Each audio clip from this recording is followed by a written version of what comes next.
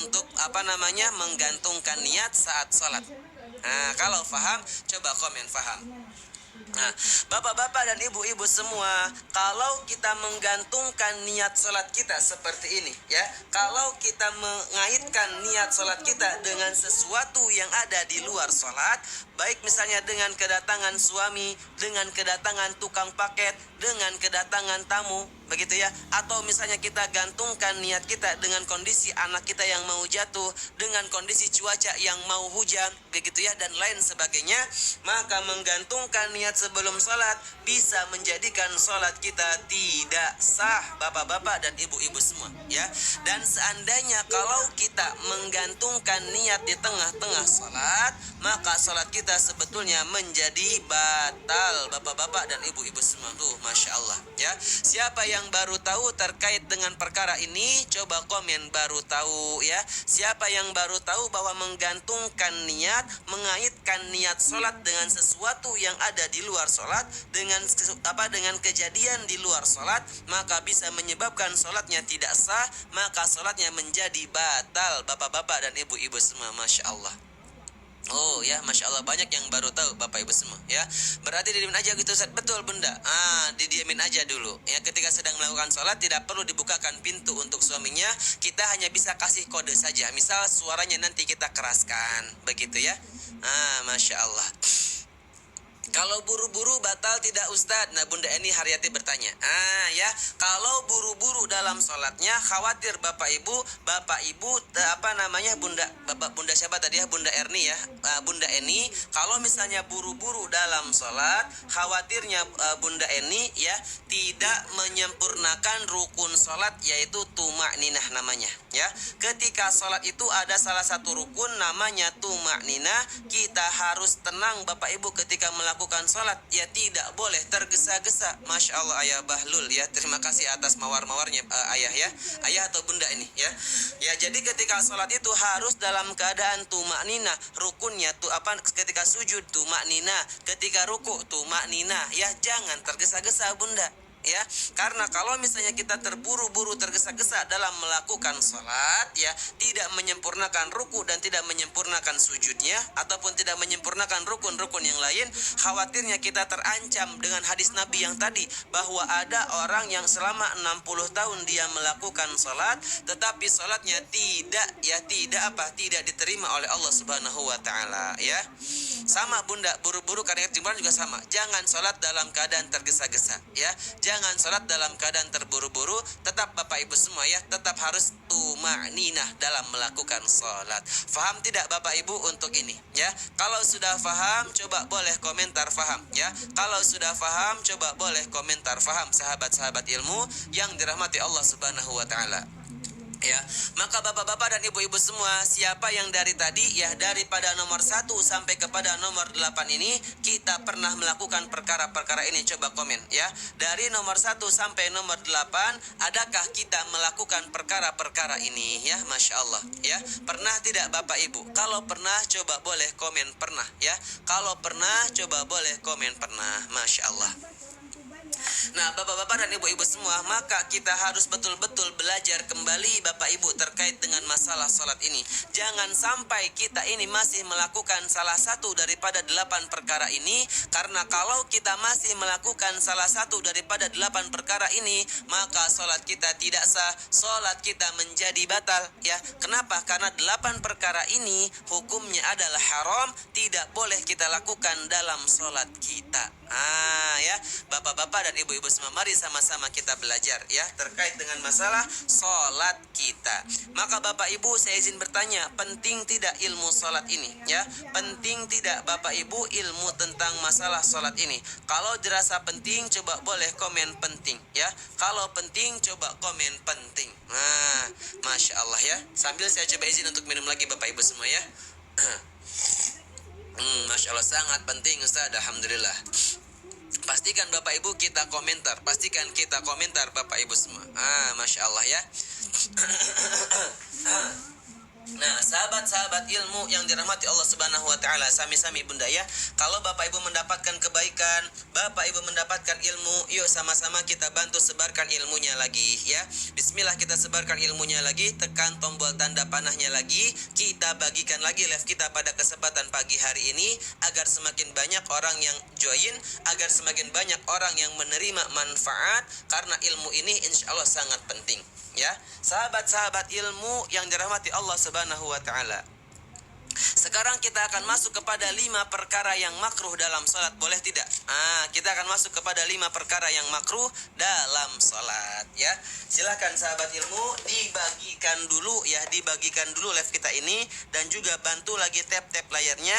Bismillah, kita targetkan sampai kepada 100k untuk lope-lopenya ini. Bismillah, insyaallah kita bisa ya Bunda ya. Bisa ayah ya, insyaallah kita sampai kepada 100k untuk lope-lopenya. Nah, baik Bapak Ibu semua, kita lanjut dulu Bunda ya. Kita lanjut dulu ke Asep. Kita lanjut dulu sebentar. Bapak-bapak dan ibu-ibu semua, kita masuk kepada 5 perkara yang makruh dalam sholat kita. Nanti saya insya Allah ulang nanti di akhir ya. Nanti insya Allah nanti di akhir saya akan ulang nanti. Nah, sahabat-sahabat ilmu ya, kita masuk kepada 5 perkara makruh dalam sholat. Nah, kita coba pahami dulu Ustadz, apa itu makruh? Ya, makruh itu adalah suatu perbuatan ya, suatu perbuatan, suatu perkara yang kalau kita tinggalkan perkara makruh ini, kita tidak kerjakan perkara makruh ini, maka kita akan mendapatkan pahala.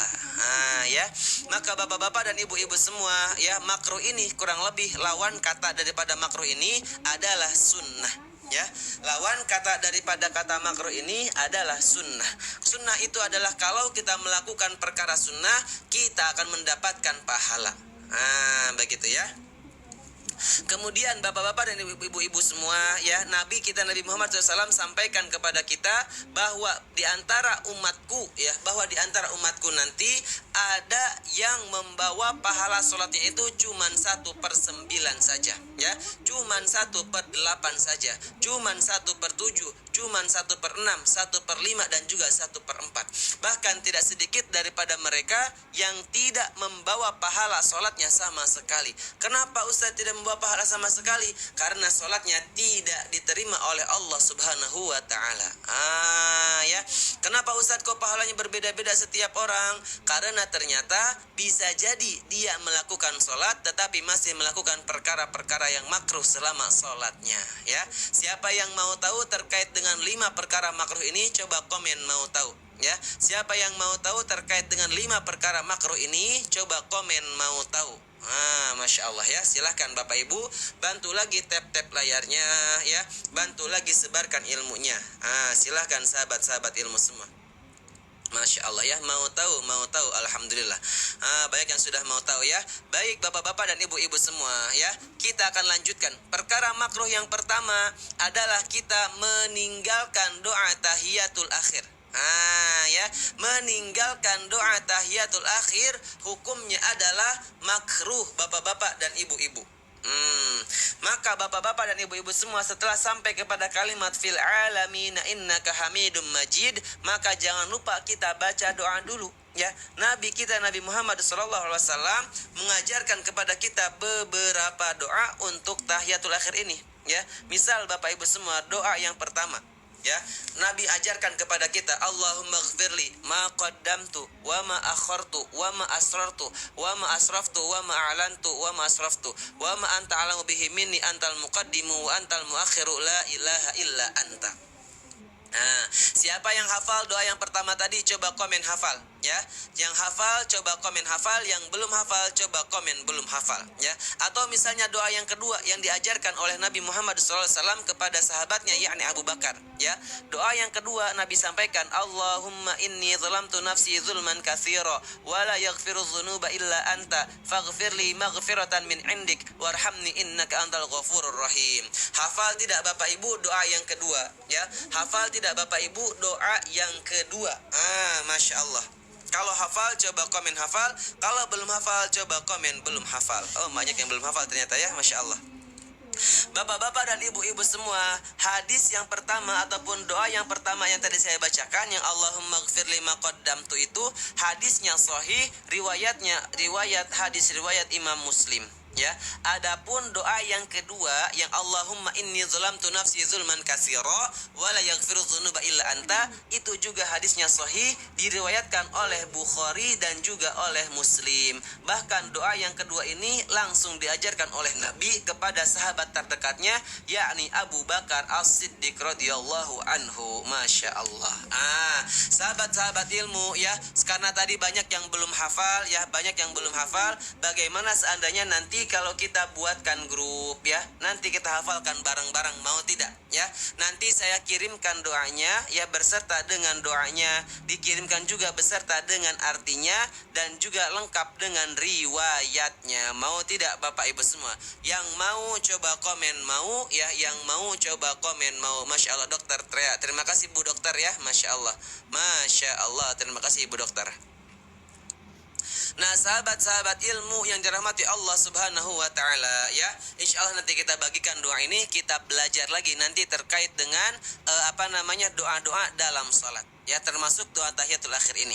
Kemudian perkara yang kedua ya, perkara makruh yang kedua adalah ketika kita salatnya di tempat yang sama secara terus menerus. Oh Bapak Ibu semua ya, kalau kita melakukan salat di tempat yang sama secara terus menerus, maka hukumnya adalah makruh. Misal bapak-bapak dan ibu-ibu semua, kalau misalnya kita salat di dalam satu rumah atau mungkin salatnya di kamar, hanya di satu tempat saja, di satu titik saja seperti ini misalnya ya, maka salat kita makruh hukumnya ya, makruh hukumnya. Sunnahnya ketika kita melakukan salat itu hendaklah berpindah-pindah dari satu tempat ke tempat yang lain, baik itu kita salatnya di musola ataupun di mihrab sekalipun, ataupun mungkin salatnya di dalam kamar kita sendiri ya. Hukumnya sunnah untuk berpindah-pindah tempat. Kenapa Ustadz? Karena Bapak Ibu, semakin banyak tempat yang kita gunakan untuk sholat, maka semakin banyak juga nanti tempat yang akan bersaksi kepada Allah bahwa mereka pernah kita gunakan untuk melakukan sholat, untuk menyembah kepada Allah Subhanahu wa ta'ala. Faham tidak Bapak Ibu untuk nomor 2 ini ya? Kalau sudah faham, coba boleh komentar faham, dan Bapak Ibu boleh tidak bantu kami tap-tap layar lagi ya, bantu lagi tap-tap layar lagi. Alhamdulillah sudah 42.000 yang tap layar. Bismillah Bapak Ibu, kita targetkan sampai kepada 70k, tinggal 30k lagi ya, Masya Allah. Dan juga jangan lupa Bapak Ibu bantu sebarkan ilmunya lagi ya, ajak saudara-saudara kita, ajak tetangga-tetangga kita untuk masuk ke dalam room ini dengan cara membagikan live kita ini ya. Silahkan tuh Bunda Nektini sudah membagikan live ini, Masya Allah. Nah, sahabat-sahabat ilmu yang dirahmati Allah Subhanahu wa ta'ala ya, maka Bapak Ibu, kalau sholat kita cuma di satu tempat saja, hukumnya adalah makruh ya. Ustadz, bagaimana kalau misalnya kamar aku sempit Ustadz, tempat sholat aku tuh sempit Ustadz? Kalau seandainya kamar kita ini sempit, maka Bapak Ibu bisa pindah-pindahkan nanti sejadahnya. Ya, kita anggaplah ini sebagai sejadah kita ya. Maka Bapak Ibu, sejadahnya kita nanti geser-geserkan ya. Mungkin Bapak Ibu nanti ketika sholat subuh ya, ada posisinya di sebelah sini. Ketika nanti zuhur agak geser ke sebelah kanan ya. Kalau nanti pas asar geser ke sebelah kiri sejadahnya. Ketika maghrib agak sedikit maju ke depan. Ketika isya mundur ke belakang. Begitu seterusnya Bapak Ibu semua. Geser ke atas atau ke bawah, boleh Bunda kemana saja ya. Satu waktu kita geserkan ke kanan, satu waktu kita geserkan ke sebelah kiri, geserkan lagi ke depan dan juga ke belakang. Masya Allah. Faham tidak Bapak Ibu ya? Inilah perkara-perkara yang makruh dalam salat kita ya. Maka Bapak Ibu, mari sama-sama kita ambil pahala sebanyak-banyaknya daripada kita melakukan sholat wajib yang kita lakukan ini. Masya Allah. Kalau doa ini Allahumma inni a'udzubika min azabi jahannam, boleh Bunda Erna, boleh ya. Kita masuk sekarang kepada perkara yang ketiga ya. Perkara makruh yang ketiga ini bagi laki-laki Bapak Ibu ya, khusus untuk laki-laki ya. Bagi laki-laki tidak memakai peci ataupun tidak memakai penutup kepala bagi laki-laki ketika sholat, hukumnya adalah makruh. Sunnahnya Bapak Ibu ketika melakukan sholat adalah memakai peci bagi laki-laki ya. Ya, Sunnahnya adalah memakai peci bagi laki-laki ketika sholat. Kalau tidak memakai peci maka hukumnya adalah makruh. Ya, sahabat-sahabat ilmu, boleh tidak bantu lagi tap-tap layarnya ya, bantu lagi tap-tap layarnya bapak-bapak dan ibu-ibu semua. Bismillah, kita targetkan sampai kepada 70k. Insya Allah tinggal 25k lagi. Nah ya, kemudian perkara makruh yang keempat adalah tidak membaca surat pada rakaat yang pertama ataupun pada rakaat yang kedua. Ya, membaca surat-surat pendek dalam sholat kita dalam rakaat yang pertama ataupun pada rakaat yang kedua hukumnya adalah sunnah. Kalau kita tinggalkan, tidak kita lakukan, artinya kita tinggalkan perbuatan ini, maka hukumnya adalah makruh ya. Kemudian perkara makruh yang keempat, ketika kita sujud hidung kita tidak kena sejadah. Bapak-bapak dan ibu-ibu ya, ketika kita sholat, ketika kita sujud, maka yang nempel ke tempat sujud itu bukan cuman kening kita, tetapi sertakan juga dengan hidungnya. Ustadz, bagaimana Ustadz kalau seandainya hidung aku itu kurang mancungnya ke dalam Ustadz misalnya? Kalau misalnya hidungnya mancung ke dalam tidak menjadi masalah Bapak Ibu, betul tidak ya? Tidak menjadi masalah, tempelkan saja hidung kita ketika sholat. Nah, faham Bapak Ibu semua? Inilah 5 perkara makruh dalam sholat kita, sehingga kalau kita lakukan salah satu daripada 5 perkara makruh ini, maka bisa menyebabkan pahala sholat kita ini berkurang di sisi Allah Subhanahu wa ta'ala. Faham tidak Bapak Ibu untuk 5 perkara yang makruh ini ya? Kalau faham coba boleh komentar faham ya. Kalau faham coba boleh komentar faham bapak-bapak dan ibu-ibu semua. Masya Allah. Bismillah.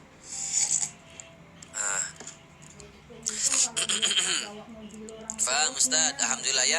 Pastikan Bapak Ibu 350 orang ini kita komentar ya. Kalau faham coba komen faham.